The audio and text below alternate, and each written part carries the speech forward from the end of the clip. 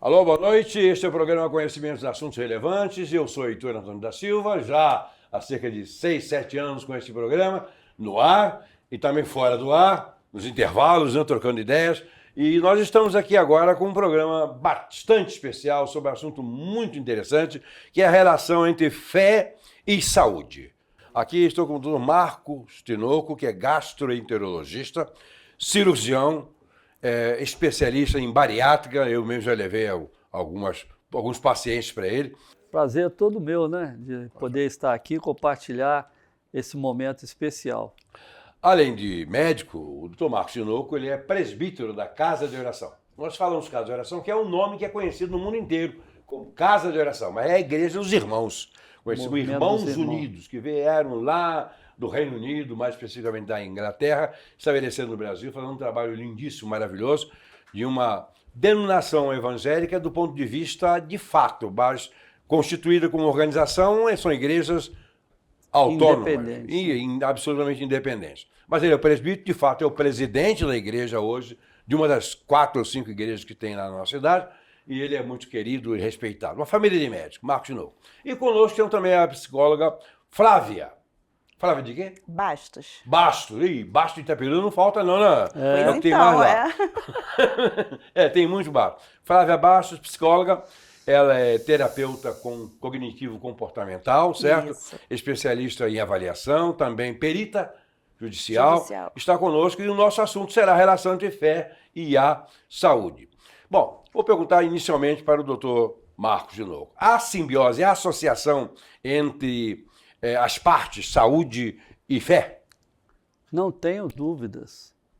São muito interligadas, porque é necessário que aquele paciente que você está tratando, quando ele tem fé, quando ele tem uma esperança de que ele vai melhorar, o resultado do tratamento aumenta muito mais, é diferente. Né? Então, quando os pacientes manifestam isso, que eles têm essa fé, principalmente quando são pessoas que têm uma fé em Jesus Cristo. Não é a fé pura e simples. A fé em Jesus Cristo é fator preponderante para a melhora desse paciente. Eu digo não só clinicamente, mas também cirurgicamente. E uma das coisas que me chama muita atenção, uma vez eu estava conversando com um médico antigo, com mais de 50 anos de formado, e eu cheguei a perguntar a ele sobre esse assunto. Ele é uma pessoa que ele não tem fé, mas ele falou do resultado daqueles pacientes que tinham fé. Isso chamou muita atenção a ele. No tempo de vida profissional, ele falou que pacientes que melhoravam assim sem esperança. Porque às vezes o senhor está tratando o paciente, mas às vezes não tinha esperança. E de repente o paciente começava a reagir. O médico não tem começava esperança. A melhorar. Sim. Clinicamente é caso perdido. Agora, quando nós temos Jesus Cristo como nosso Salvador, quando nós temos essa esperança, aí sim, o resultado é muito melhor. Interessante, doutora Flávia, olhando isso aí, parece que é um exercício pura e simplesmente da fé. Mas não é, porque na verdade a fé, a esperança, a convicção de você ser curado, etc., mobiliza o nosso psiquismo, que é o que comanda todo o corpo, ou não? Comanda. Interessante a gente ver assim, que ao longo da história, né, a ciência, né, foi conversando com a fé e entendendo que esse mecanismo, né, da espiritualidade, ele era inerente, né, ao ser humano.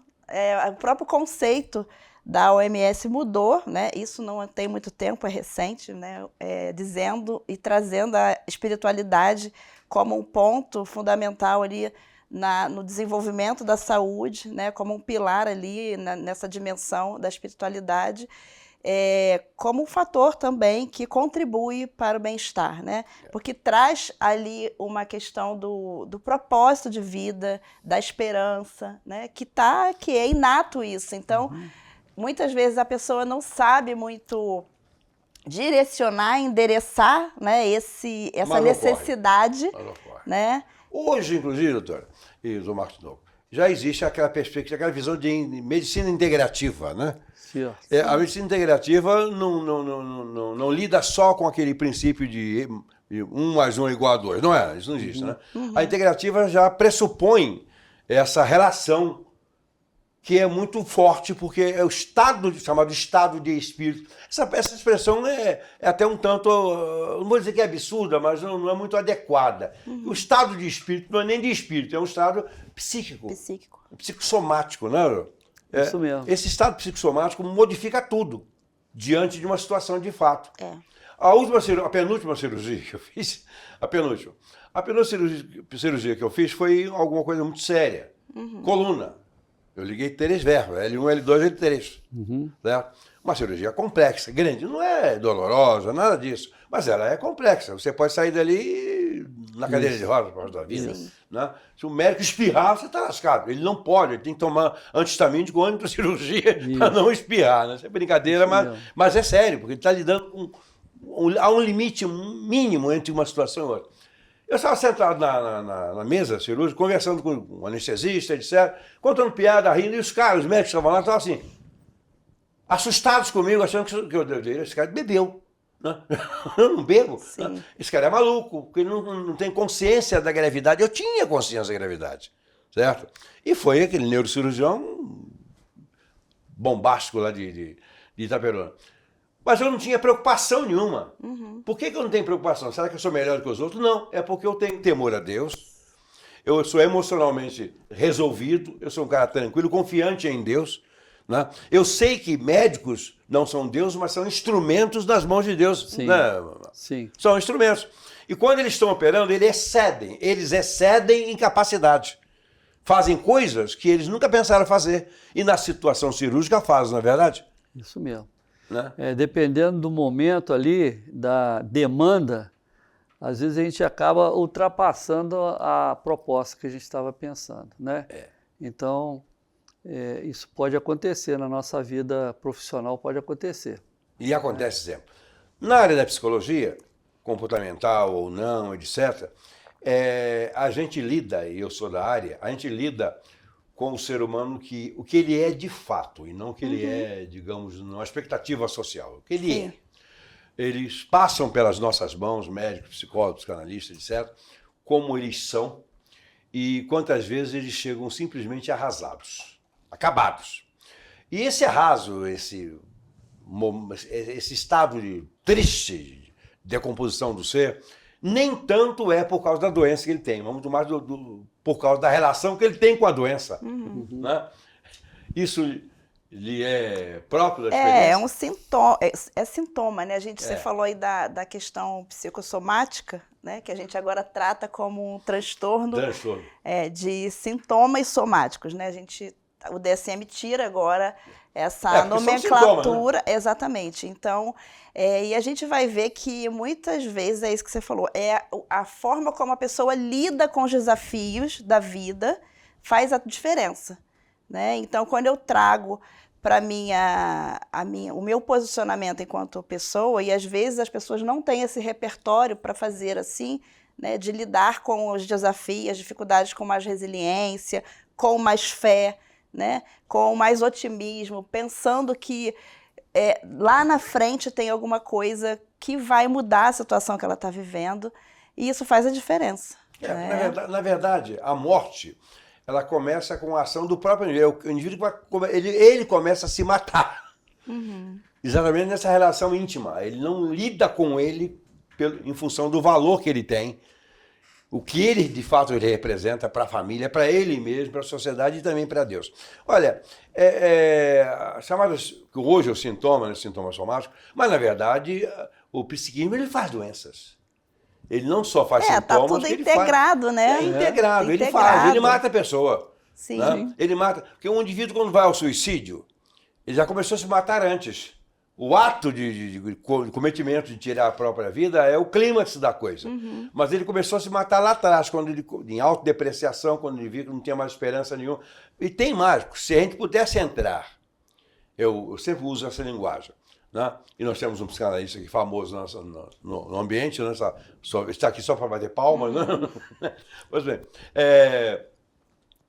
na verdade, a questão do psicossomático é sério, porque o indivíduo começa a gerar, ele pode gerar uma patologia. A mente é capaz de tudo. O camarada pode não ter alguma coisa grave, mas se torna grave para ele. Tá? Inclusive, ele pode fabricar uma doença, produzir uma doença de fato. Né? É o psiquismo no corpo, psicossomático, a relação entre mente e corpo. Nós temos que olhar a coisa do ponto de vista holístico. Quando digo holístico, não estou usando do ponto de vista espiritualista, por aí não. Holos é uma palavra grega que significa todo, inteiro. Né? Holístico é um todo. Né? Nós temos que ter uma visão holística do corpo humano. Corpo, alma e espírito. Certo. Qualquer uma dessas partes afetadas são complicação. Mas a parte espiritual, fragilizada, ruim, não resolvida, para mim é a pior de todas, certo, pastor? Certo. Presbítero, doutor. Não tenha dúvida. A parte espiritual fragilizada deixa esse indivíduo enfraquecido e favorece até o aparecimento de outras patologias, né, psicossomáticas, como você está falando. Eu tenho um exemplo agora que está vindo aqui na minha mente, de um paciente que eu tive, e ele tinha doença diverticular dos colos. Aí, e quase todo mundo tem, né? Acima de 60 anos, né, o índice é altíssimo. Isso é um perigo para mim. Aí esse paciente, eu falei com ele que ele tinha que fazer uma dieta rica em fibras, tomar bastante água, ter atividade física. Esse paciente era até de Bom Jesus de Itabapoana. Aí ele procurou uma nutricionista. Aí a nutricionista passou uma dieta rigorosa para ele, né? Dieta rigorosa, não podia comer nada. A pessoa entristeceu. Morreu de fome. A pessoa entristeceu. Exatamente. Aí ele voltou lá no meu consultório e falando da situação. Eu falei, então você corta isso tudo.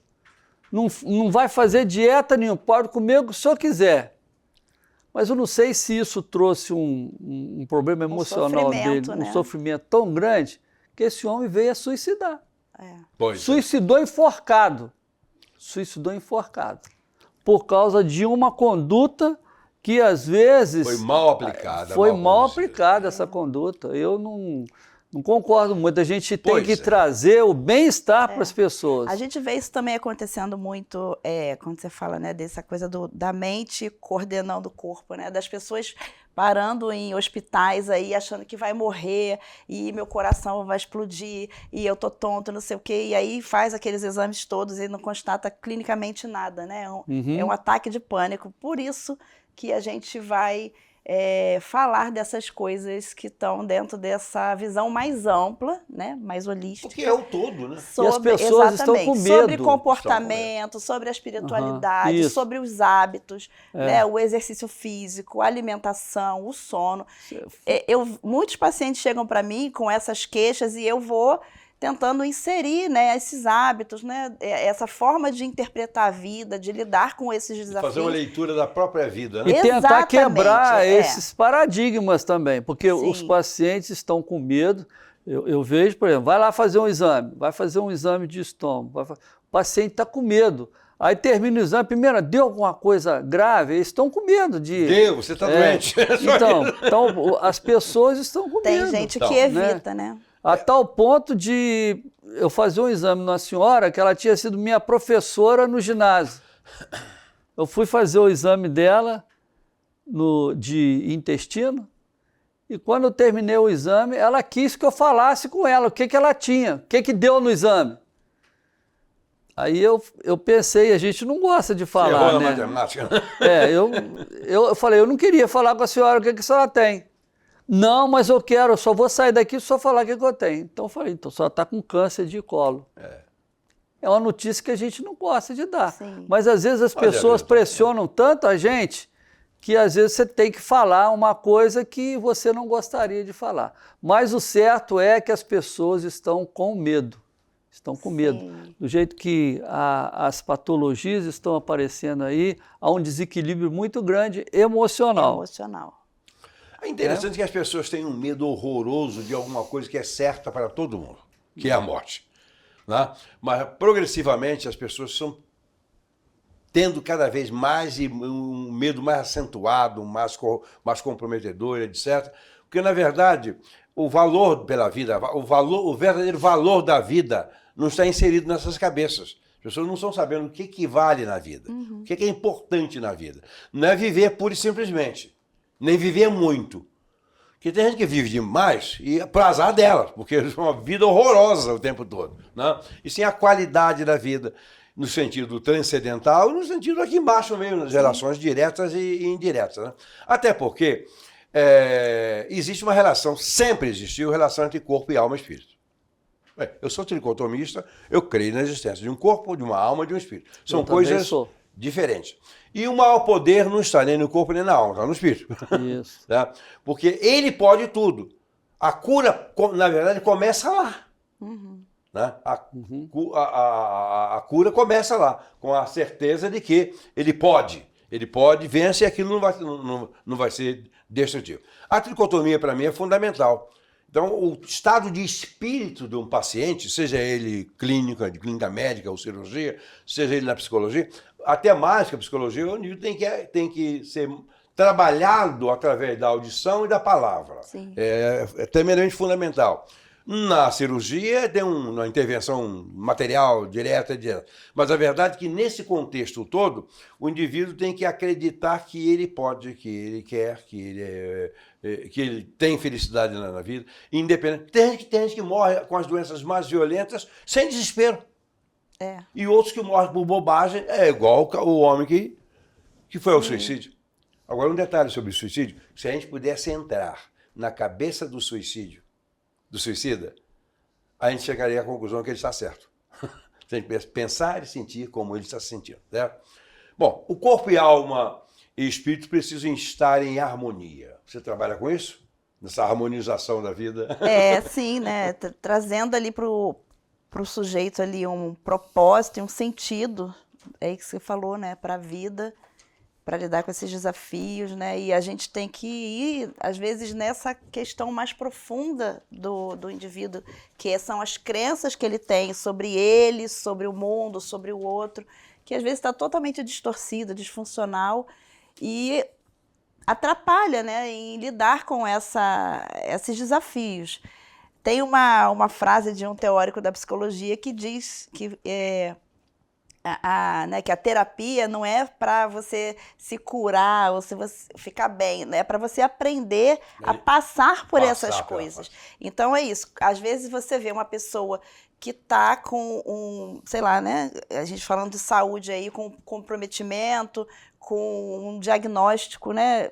Sem muita esperança, e a pessoa lida com isso de uma forma natural, vai se consolando ali com a questão da espiritualidade dela, e tudo bem, né? E aí a gente vê outras pessoas com uma coisa muito resolvível se desesperando, né? Perdendo a dimensão da coisa ruim está dentro de nós e não na coisa em si. Sim, na coisa Voltamos em si. já com o programa Conhecimento de Assuntos Relevantes.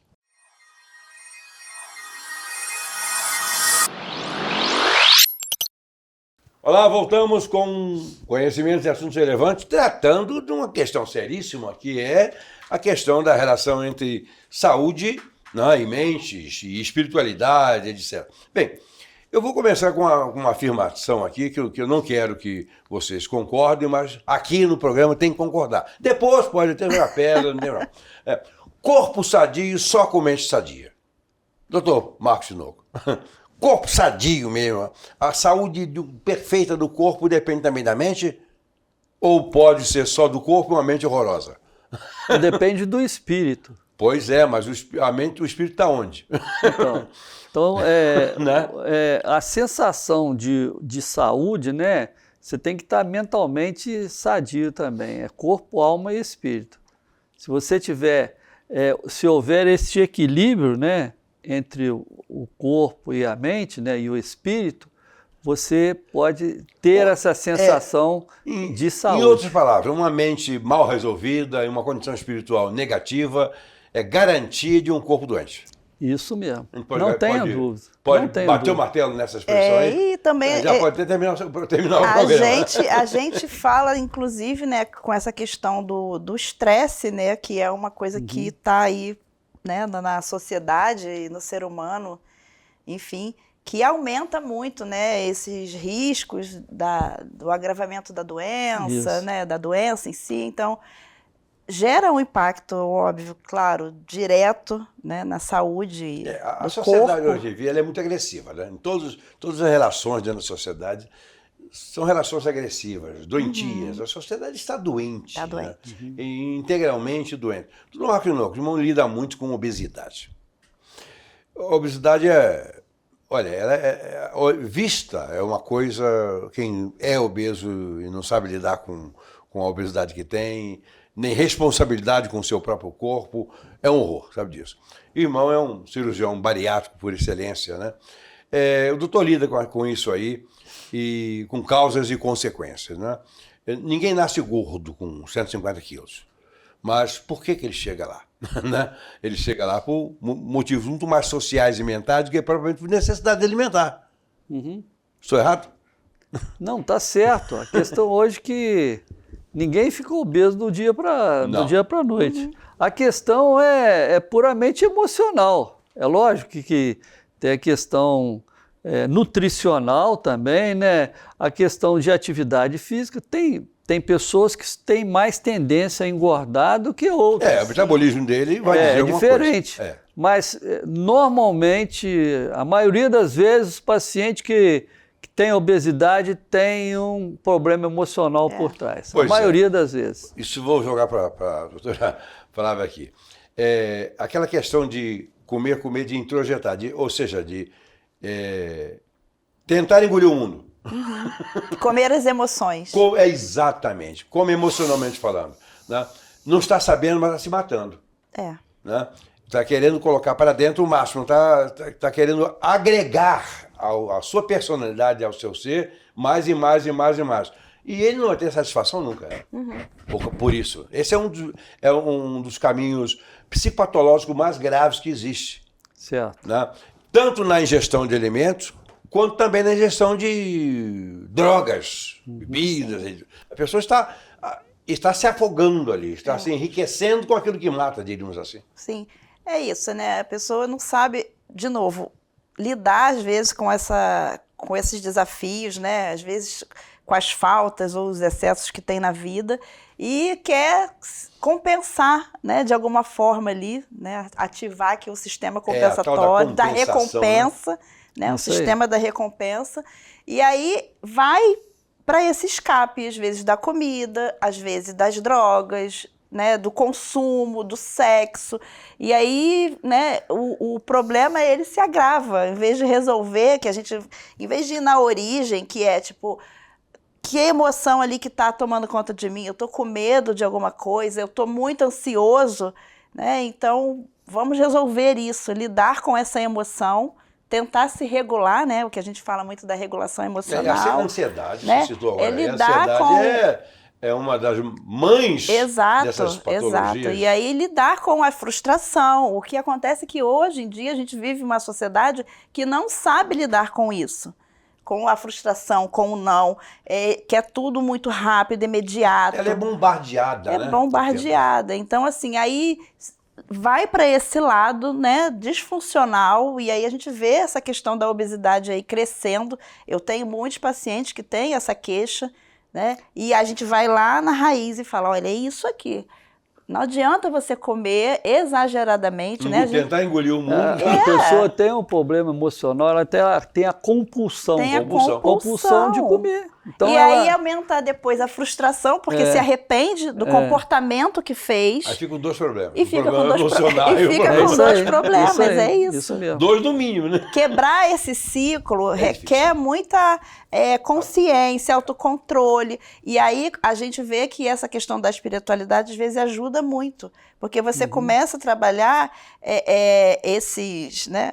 Se a gente fosse colocar aqui num termo bíblico, né, é os dons, né, do Espírito, ali, os frutos do Espírito, que é o autocontrole, que é a mansidão, que é o domínio próprio. Isso As aí. pessoas não têm isso. Pois é, isso tudo, nós concordamos, nós somos de uma mesma raiz de fé, etc. Mas uma coisa é a gente conversar racionalmente com pessoas conhecedoras e outra coisa é o indivíduo que está vivenciando uma situação, Sim. que ele passa a ser refém dele mesmo. Uhum. E ele não sabe lidar com a sua fragilidade, ele não sabe lidar com isso, porque na verdade ele já, por causa disso, ele já está num ponto terrível. E como lidar com isso? É aí que não basta um tratamento clínico, digamos, intervencionista, mas tem que existir um tratamento clínico, psicológico. É aí que o pessoal, mas isso é bobagem, não funciona. Eu vou lá para conversar. Não, o Por isso que tem pensamento muitas fica muito pessoas que emocional, falam. né? Tem pessoas que falam assim, bom, você vai operar o paciente de obesidade, aí ele volta a ter reganho de peso, mas você tem que operar a cabeça. Cabeça. Mas a cabeça é fácil de operar. Cortando aqui. Cortando aqui, não há cirurgião que coloque no lugar. Mas não tem. Porque, na verdade, nós mandamos. Nós mexemos, nós temos um poder muito grande de interferir no nosso corpo. Ok. Só que quando fazemos com nossos recursos, com nossas percepções, erramos. Né? É aí que é a palavra de um médico, do psicólogo, e sobretudo a palavra de Deus, que ela supera qualquer tipo de intervenção, muda o indivíduo. Porque muda Isso o quê? mesmo. Muda o indivíduo de dentro para fora, não de fora para dentro. Isso mesmo. É isso mesmo. Né? Vai lá no lugar onde a gente não consegue ir. Por mais e melhores que nós sejamos, nós trabalhamos de fora para dentro. Sim. Se a gente tiver realmente um discurso que faça com que ele sintonize essas dimensões de vida, ótimo. Se não tiver, não adianta nada. É isso mesmo. Um profissional da área, se você é uma psicóloga, sabe disso. Um psicólogo que temente a Deus é uma coisa, o psicólogo que não é temente a Deus é outra coisa. É isso mesmo. Apesar da gente ter, né, dentro da psicologia, essa orientação, né, do código de ética, da gente não misturar isso. Não precisa misturar. Exato, mas a gente cria um caminho para dar para para oferecer ao indivíduo um sentido balizamentos além daquilo que é a ciência, né? Então a gente tenta ativar ali nele uma curiosidade às vezes sobre isso, né? Eu trago muito esse conceito da Organização Mundial de Saúde em relação à espiritualidade. E às vezes eu pego e leio para eles mesmo o conceito. Eu digo, olha, ter saúde não é você não estar doente, né? É promover né, de uma forma preventiva. E a espiritualidade estão vendo muito melhor do que aquela que não estão doentes. E a espiritualidade está dentro disso. Né? O próprio conceito de espiritualidade já está mudando muito no meio das ciências. Sim. Já está sendo muito melhor acatado, aceito. A medicina sabe disso. Porque, na verdade, os primórdios da medicina não foi técnico. Os primórdios da medicina foi, vamos dizer assim, pelos curandeiros, diríamos assim, lá no passado. Né? Religioso. A cirurgia no passado, há um livro chamado Assustadora História da Medicina, né? Mas como ela começou, não foi nada de simpático, nada humanística, né? Não foi humanística, ela foi simplesmente agressiva. Hoje não. Hoje você vê que os profissionais de saúde melhores são exatamente aqueles que têm essa percepção do ser, essa capacidade de lidar melhor com o doente e tudo mais. O vínculo do paciente com o profissional de saúde, seja ele da área psi ou da área médica em geral, está por esse viés. Ele confia mais no Marcos Tinoco, pelo que o Marcos Tinoco é como homem, como pessoa, até mais do que como profissional. Porque o que o leva a falar com o profissional é porque sabe dele, e as pessoas que sabem dele fazem um perfil dele. Sim. Os que levam as pessoas a procurar de você é informação a respeito do seu perfil. Sim. Então, a primeira coisa que exige é uma confiança. Se eu não tenho confiança no médico, ele me mata no primeiro momento. Não é pela incompetência dele, é pela minha incapacidade de... Isso aí tem um papel fundamental. Sim. O paciente tem que ter confiança no médico. Se não tiver... Senão não anda, né? E confiança é espiritual. É um vínculo espiritual. Sim, É um vínculo espiritual. Tá? Bariátrica, vamos falar de bariátricas. Você já operou quantas vezes a bariátrica? Umas 500? Mais ou menos, né? 500 é muito. É muito menos, mais. Mas toda 200, semana vamos operar uma, duas vezes ou três. Tá? Tem dias que ele passa o dia operando. O dia operando, né? E todos que chegam ali chegam, na verdade, caminhando para a morte, porque a obesidade, ela mata. E mata rápido. A obesidade mórbida tem a seguinte situação. O paciente tem obesidade mórbida, ele tem mais risco, como a gente fala com ele, tem mais risco de morrer sem operar do que o risco da cirurgia em si. Porque o risco da cirurgia em si é pequeno perto da morte súbita que ele possa ter. Que ele vai ter. Até porque na cirurgia, ele tem ali 2, 3, 4 profissionais da área de saúde, médicos operando. É fácil reverter um quadro até de parada cardíaca, certo? Mas ele na rua tentando andar com o peso de 500 aí o risco é muito maior. É muito maior. O que na prática eu nunca vi. Nunca vi um caso de paciente que está fazendo cirurgia bariátrica tenha tido alguma parada cardíaca, alguma situação O pessoal opera coração, bota o coração em cima da mesa, ele vai até trabalhar. Até porque para esse paciente chegar até a cirurgia, ele tem que fazer um exame. E a preparação. Cumprir um protocolo, né? Tem que fazer o eletro de coração, tem que ver risco cirúrgico, aí que vai depender do cardiologista aí para ele chegar na sala de cirurgia e estar preparado. Mas quem tem? Psicológica. Uma avaliação psicológica. Mas quando ele tem um equilíbrio mental, uma ponderação, não é só mental, mas espiritual, né? Na verdade é psicossomática, é relacional. Quando ele chega ali bem resolvido, tranquilo, a cirurgia é outra coisa. Isso. Certo? Faz a diferença, né? A cirurgia é outra coisa. Né? Isso mesmo. E isso salva vidas, né? Aquilo ali é para o indivíduo viver bem, né? Vou dar um exemplo. Posso dar um exemplo? Pode, por favor. Chegou uma paciente para operar, ela ia operar de vesícula comigo. Aí, antes de começar a cirurgia, você sabe o que ela me pediu? Para me orar por ela. Aí eu fui orei pela cirurgia e pedi as bênçãos de Deus pelo anestesista para que a cirurgia corresse tudo bem. Muito bem, fomos operar ela. Não sangrou nem uma gota. A cirurgia dela foi uma cirurgia tranquila, sem sangramento, que pode acontecer, e foi assim, sem intercorrência nenhuma. E aí, terminou a cirurgia, ela acordadinha, ficou numa alegria tão grande, a gente vê como Deus age. Como valeu a pena, né? Como é que vale a pena? Mas quantos anjos assistentes da cirurgia você tinha ali? Eu não sei, né? Voltamos já já. É isso mesmo. Voltamos já já. É isso mesmo.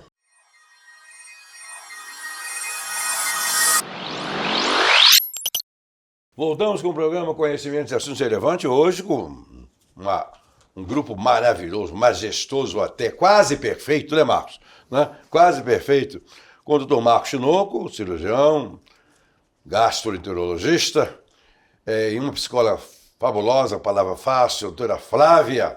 Nós estamos aqui conversando sobre coisas muito boas, coisas da vida, coisas da ciência, do mundo da saúde. A questão da homeostase, né? Aquela harmonização, né? Para o todo, corpo, mente, espírito, saúde, etc. Homeostase é uma harmonização absoluta, que tem que existir, né? É uma pessoa, diríamos, uma pessoa de bem com a vida. Seria totalmente equilibrada. Equilibrada. Você conhece alguma? Eu conheço pessoas que tentam. Tentam, né? Sobretudo pacientes psi, são complicados. E Marcos, do Marcos de novo? A homeostase é o equilíbrio, né? É o equilíbrio. É o equilíbrio do organismo. Mas isso é muito difícil, pastor. Sei. Às vezes a pessoa pode estar muito bem clinicamente, né? Mas aí, psicologicamente, é um desastre. Não é fácil fazer esse equilíbrio. No mundo que nós estamos vivendo hoje, não é fácil. Estressante, notícias ruins que a gente toda hora chegando nós somos bombardeados o tempo todo com coisas horríveis. Entristece. Até nós que às vezes temos um certo equilíbrio, mas isso entristece o nosso coração, porque a gente é bombardeado diariamente por notícias ruins que entristecem a gente. Então, eu penso que a homeostase, ela é mais difícil de É alcançar. mais teórica do que prática. Isso mesmo.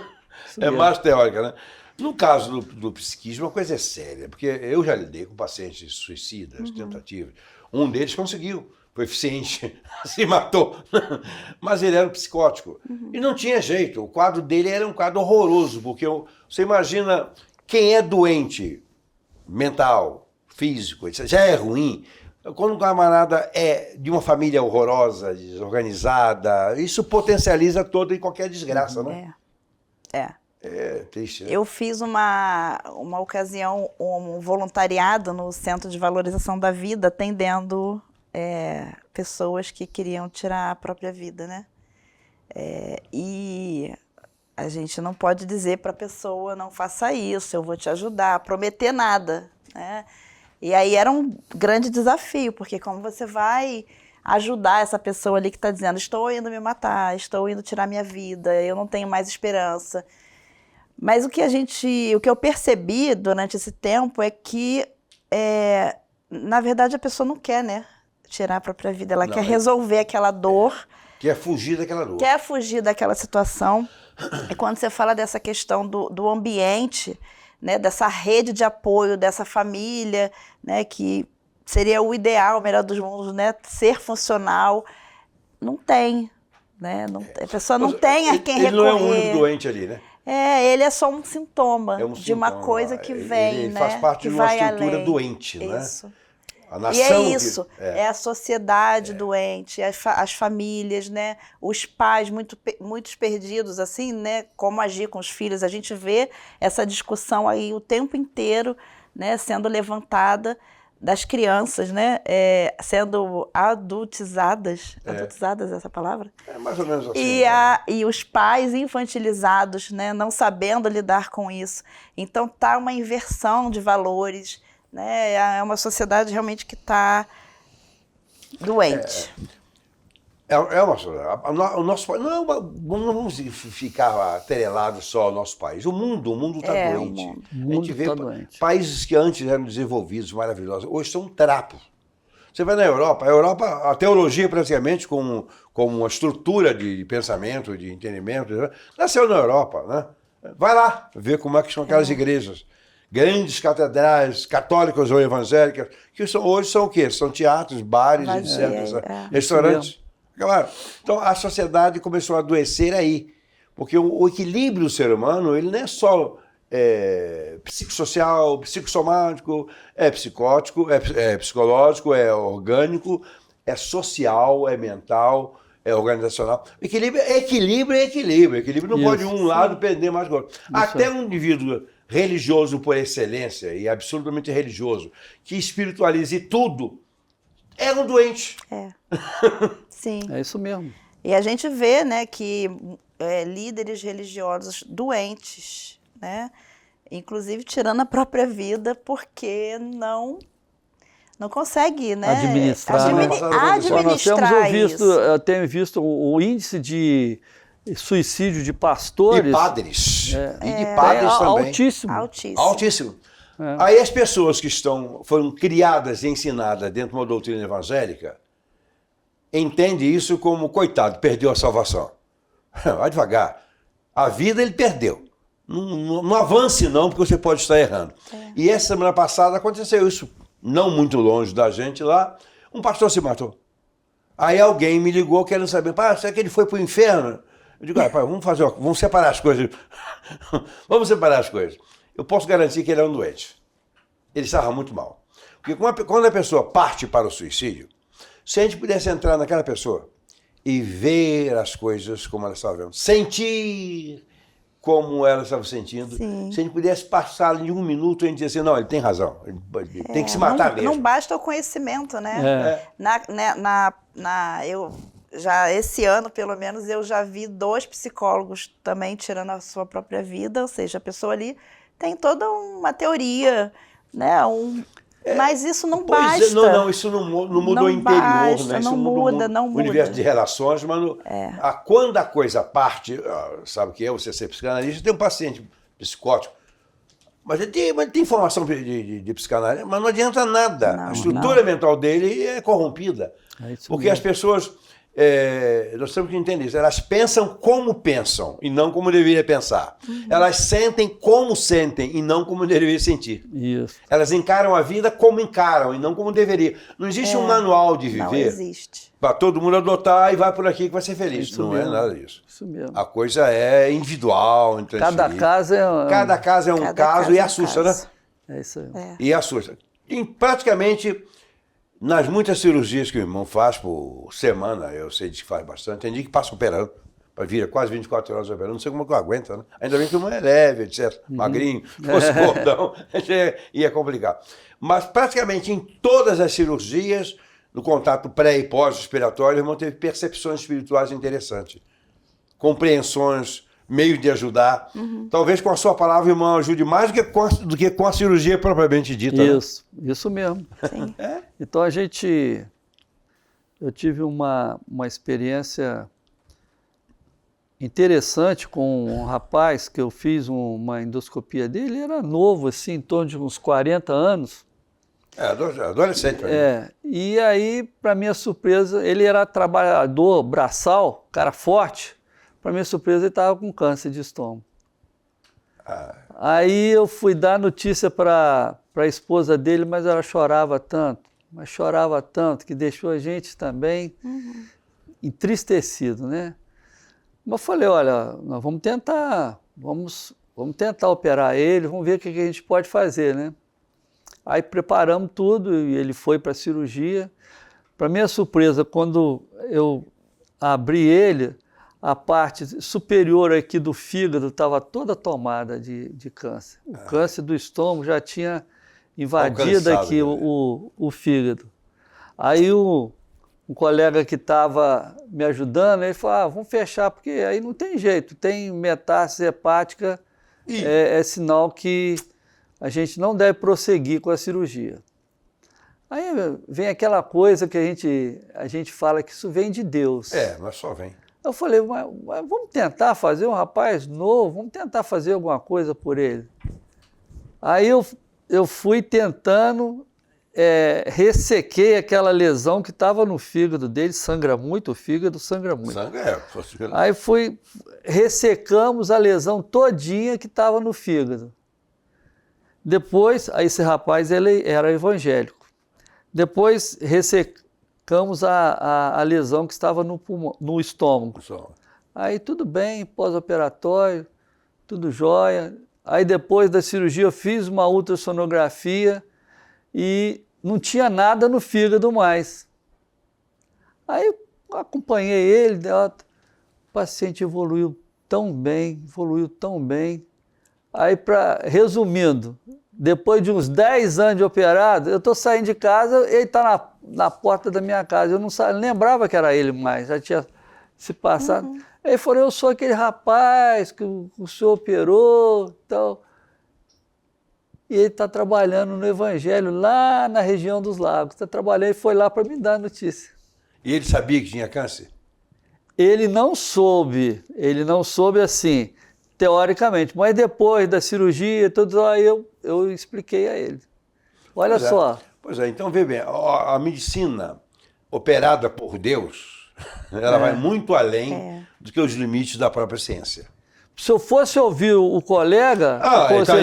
eu acho que é isso, né? Eu acho que é isso. A manifestação da espiritualidade acontece assim também. Exatamente. Ele não ouviu uma voz e ouviu uma outra voz, que é o que a gente sente na... Interessante. O tempo todo a gente está sujeito a essas vozes, né? A voz que diz vai, a outra não para, não segue, né? E o que funciona é exatamente ouvir a voz certa.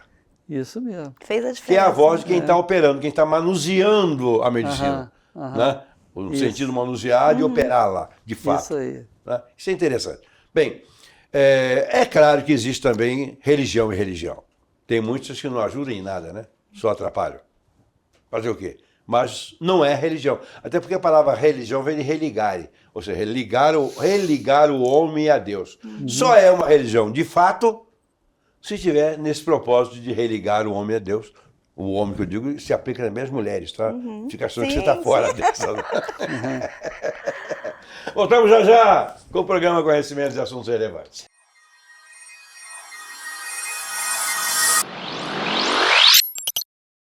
Conhecimento de assuntos relevantes retorna para o quarto e último bloco. Bloco mesmo, não é bloco de samba não. Vamos lá.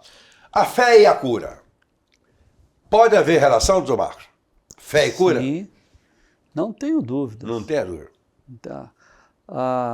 O que acontece? Se a pessoa procura um médico e ele tem fé, tem confiança, isso é fundamental para o resultado do tratamento, se ele tem confiança no médico, que o tratamento que o médico vai trazer para ele vai dar resultado, isso é fundamental para que o resultado final seja positivo. Então, ter fé, ter confiança é fundamental. Fundamental, é a porta de entrada no processo de saúde.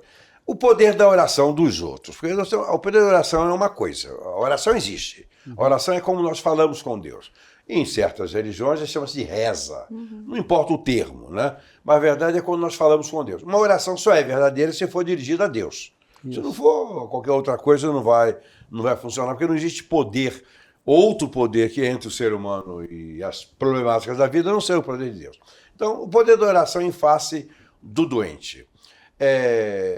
Há casos, veja bem, aquele caso que o senhor citou agora há pouco, de um jovem que fez uma cirurgia, e eu não sei se ele estava orando, pedindo a Deus a cura, mas eu sei que ele foi curado de uma maneira extraordinária, que foge à regra geral da ciência, não foge? Isso. Foge à regra geral. Mas toda a igreja estava orando por ele. Pois é, isso aí. Existe uma coisa, né?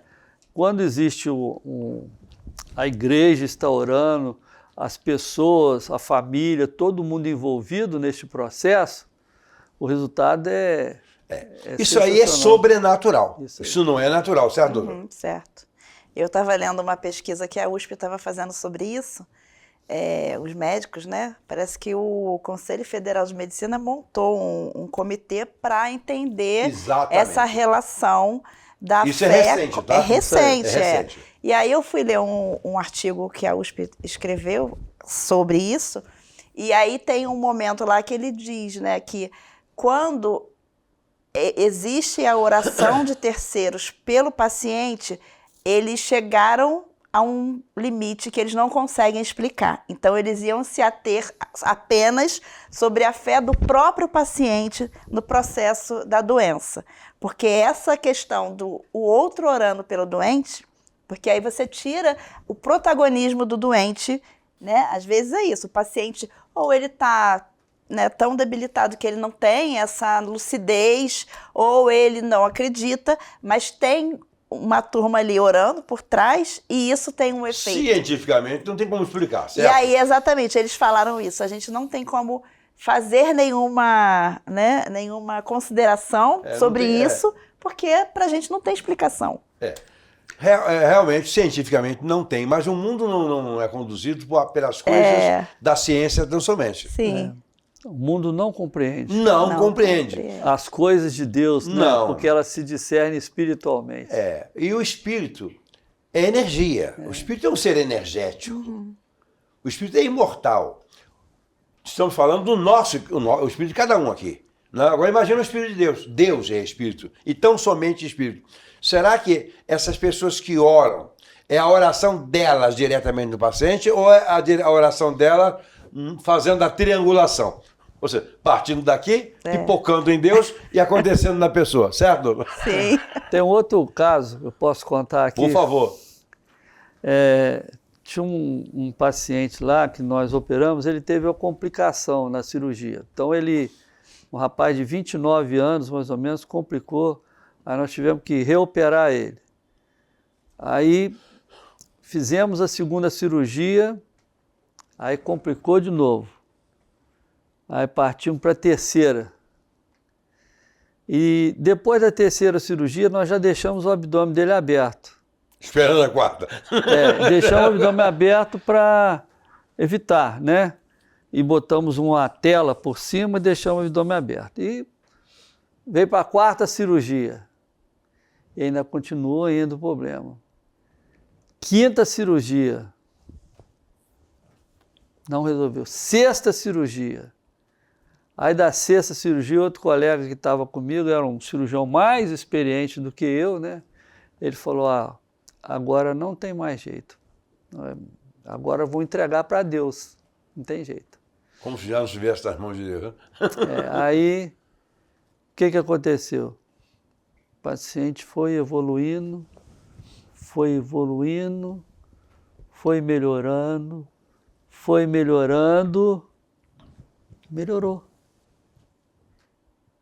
melhorou. Aí depois nós fizemos a outra cirurgia só para fechar a barriga dele. Aí eu faço a pergunta, o que significa isso? E ele era um crente que estava afastado do evangelho, estava envolvido em coisas que não devia. Erradas. Mas a igreja toda estava orando por ele. Isso aí não é balela, isso não é falatório, isso é fato. Né? Quantas vezes o Deus já se manifestou na vida de pessoas, enquanto tinha alguns servos de Deus presos, acorrentados, tinha um grupo orando. E de repente aconteceu com eles. Vai embora. Mas para aí, não tem contato direto. Mas quem diz que Deus precisa de contato direto para poder resolver as coisas? Né? Não precisa, né? Nós somos profissionais de saúde, somos pessoas estudiosas, que gostamos e crescemos, valorizamos e respeitamos tudo isso que é feito nessas dimensões todas do possível aqui, através de nós. Mas se Deus não estiver conosco, nem com o paciente, não tem solução nenhuma, até sobre as coisas mais simples. Você pode ir para operar uma apendicite e morrer. Pode fazer uma cirurgia radical, fazer uma cirurgia de fimose e morrer. No problema, complicação pode acontecer em qualquer coisa. Complicação não acontece só nas grandes coisas. É isso certo? mesmo. Gente em consultório dentário, já vi. Sei de gente que morreu no consultório dentário. Uma anestesiazinha simples. E agora? Morreu. Fazer o quê? Então, mas do mesmo modo que a morte pode pegar a pessoa em qualquer lugar, a manifestação do poder de Deus pela oração do próprio ou de terceiros pode sim. O hospital é um lugar, sem dúvida alguma, onde mais milagres acontecem.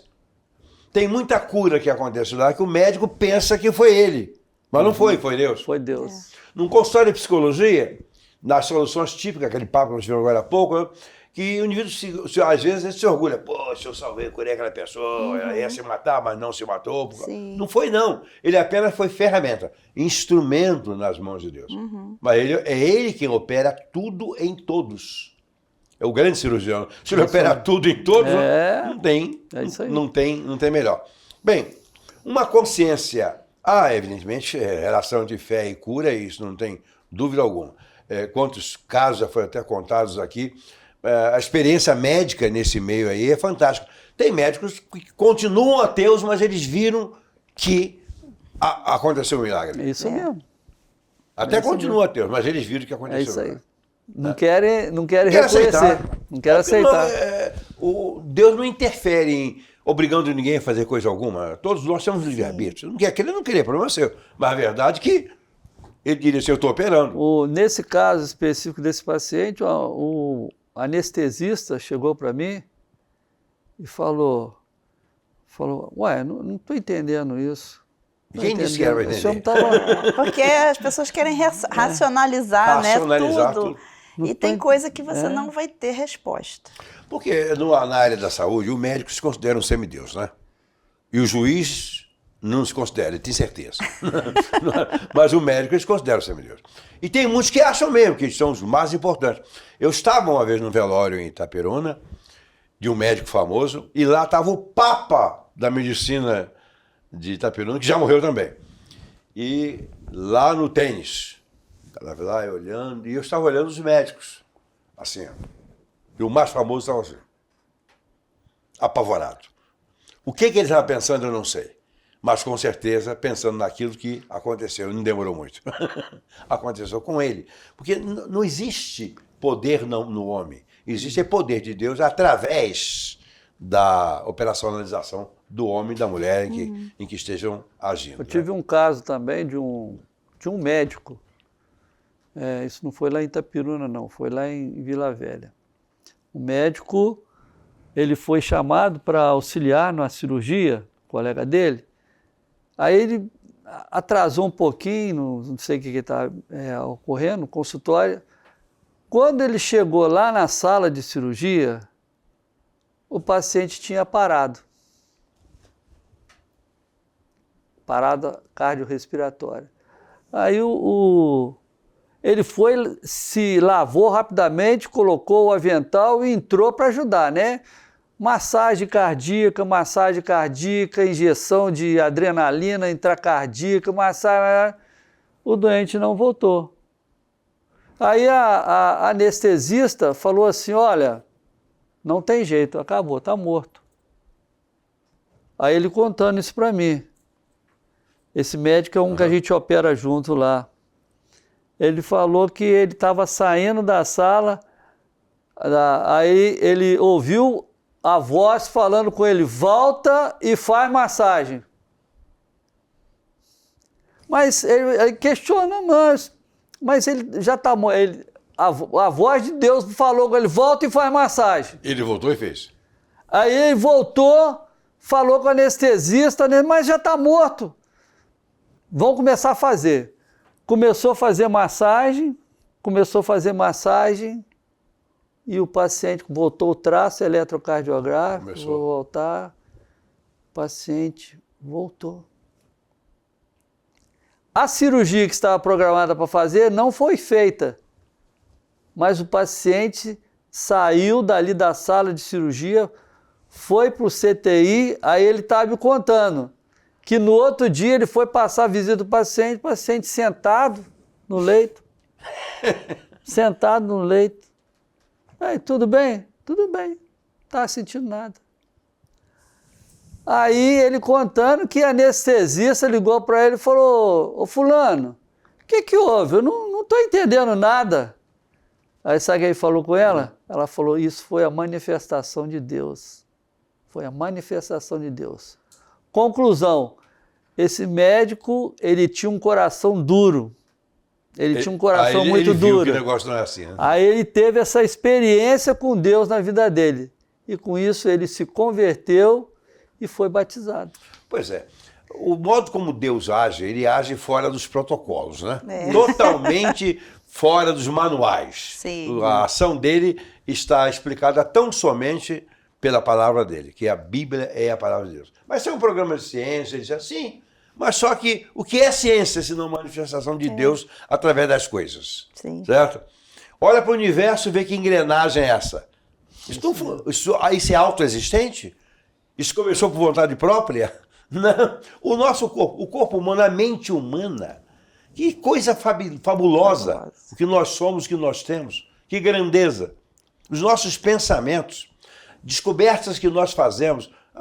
De onde veio isso? É do acaso, isso aí é interação de potencialidade. Não é não, isso simplesmente é o poder de Deus. Tá?